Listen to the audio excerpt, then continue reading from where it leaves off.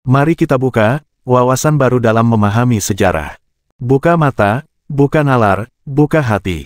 Sejarah adalah logika, bukan sejarah jika tidak logis. Mari kita sedikit belajar tentang pencapaian maju leluhur bangsa Nusantara, Moksa, dengan kacamata sains. Untuk mengungkap kemajuan peradaban terdahulu leluhur bangsa Nusantara, yang telah mampu melintasi keterbatasan ruang dan waktu, ini fakta akademik dan berdasar sains modern. Moksa Raja-Raja Nusantara. Mari kita simak. Prinsip dasar sains adalah, jika materi dan antimateri bertemu maka yang terjadi adalah saling meniadakan. Dalam fisika, energi adalah properti fisika dari suatu objek, dapat berpindah melalui interaksi fundamental, yang dapat diubah bentuknya namun tak dapat diciptakan, maupun dimusnahkan. Ini yang dikenal dengan hukum kekekalan energi, Einstein. Simak tentang fisik manusia dan fenomena pencapaian leluhur kita tentang apa itu yang disebut moksa atau muhso. Ilmu biologi meneliti bahwa bagian terkecil dari sel manusia adalah mitokondria, yaitu organel tempat berlangsungnya fungsi respirasi sel makhluk hidup. Peran utama mitokondria adalah sebagai pabrik energi sel yang menghasilkan energi dalam bentuk ATP. Mitokondria banyak terdapat pada sel yang memiliki aktivitas metabolisme tinggi dan memerlukan banyak ATP jumlah banyak, misalnya sel otot jantung dan hati. ATP adalah nukleosida trifosfat, yang mengandung adenosina, yang mengeluarkan energi bebas ketika ikatan fosfatnya dihidrolisis. Energi ini digunakan untuk menggerakkan reaksi endergonik, yang memerlukan energi dalam sel. Metabolisme, karbohidrat akan berakhir di mitokondria ketika pirufat ditranspor dan dioksidasi oleh O2 menjadi CO2 dan air. H2O mitokondria menggunakan energi dari gradien konsentrasi ion hidrogen untuk membuat adenosina trifosfat, ATP. Reaktor fusi, unsur oksigen dan hidrogen di dalam bagian terkecil tubuh manusia yang bernama mitokondria penghasil energi. Dengan menggunakan energi dari gradien konsentrasi ion hidrogen untuk membuat adenosina trifosfat. ATP hidrogen adalah unsur utama dalam mitokondria paling ringan yang mudah terbakar jika ada unsur oksigen. Keempat unsur fisik ini air, tanah, udara dan api di dalam tubuh maupun di luar tubuh harus saling terkoordinasi dalam satu kendali diri. Dalam ilmu leluhur kita, pancer, ini yang harus mengendalikan sedulur papat, yaitu air, tanah, udara dan api.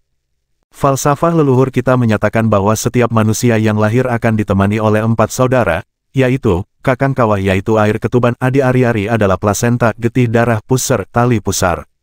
Dalam falsafah ini, pancer diartikan sebagai tubuh wadah yang berarti diri sendiri, bahwa manusia harus menyelaraskan kelima hal tersebut agar menjadi satu kesatuan yang utuh.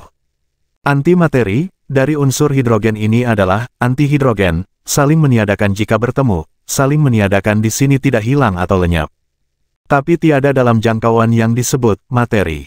Yang sebenarnya masuk dalam area yang tidak diketahui manusia atau sains saat ini, yang disebut dark matter atau dark energy, 95% dalam skala pembagian kuadran.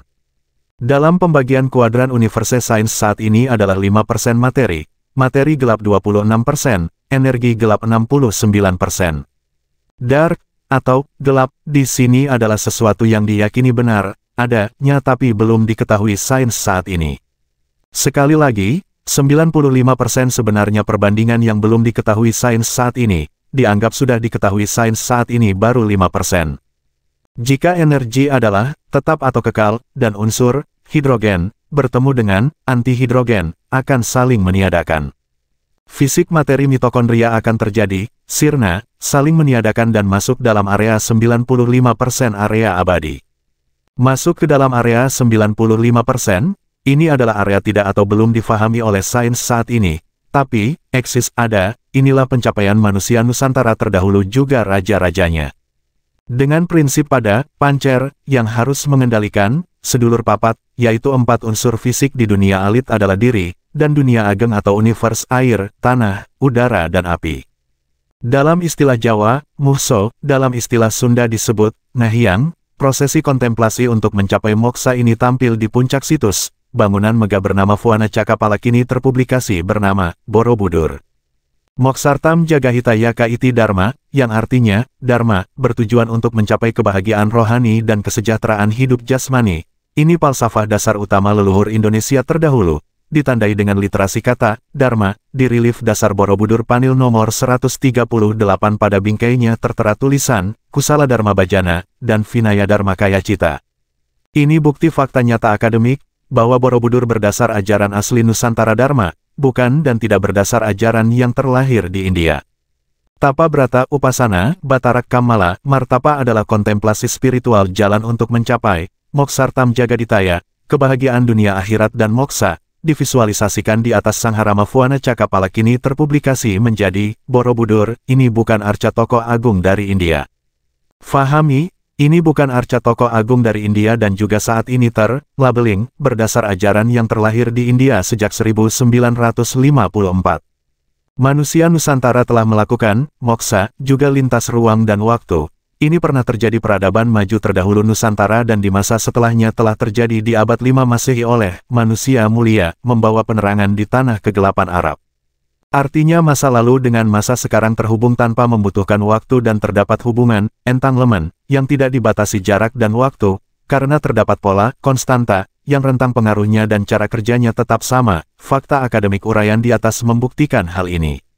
Dan jika Anda, mayoritas, tidak percaya apa yang diuraikan di atas bagaimana dengan berita bahwa di abad 5 Masehi ada, manusia, pergi menembus keterbatasan ruang dan waktu hanya dalam waktu satu malam, berjumpa dengan pendahulunya, kembali ke bumi membawa pesan dari mereka.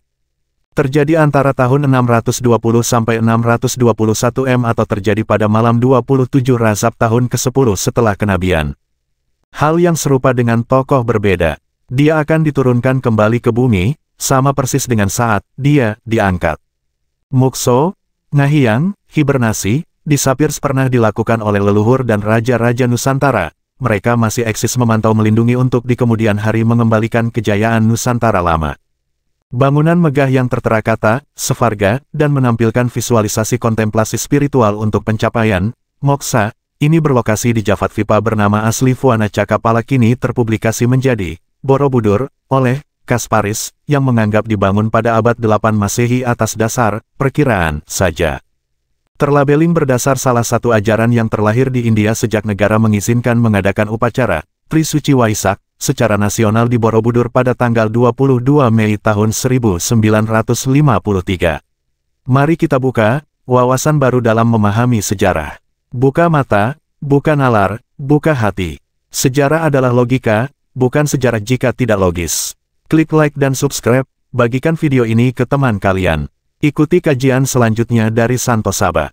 Terima kasih.